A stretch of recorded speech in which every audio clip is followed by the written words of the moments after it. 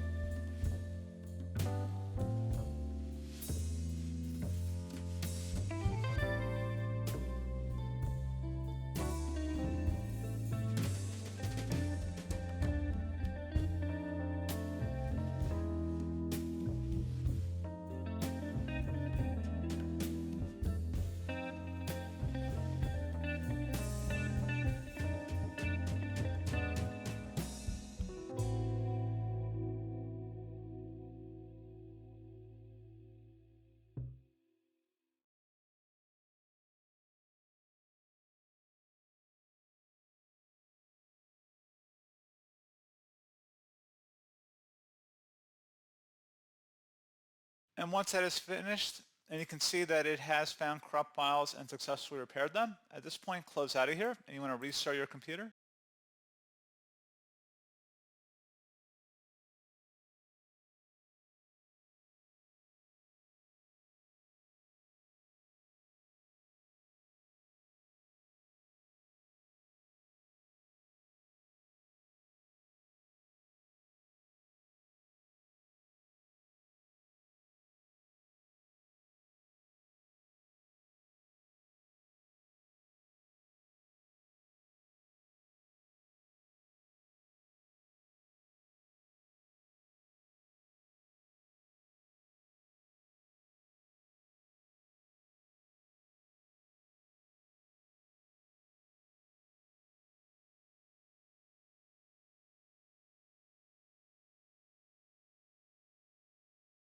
So once you've restarted, hopefully your issue's been resolved. You go ahead and proceed to check for updates. You should be good to go.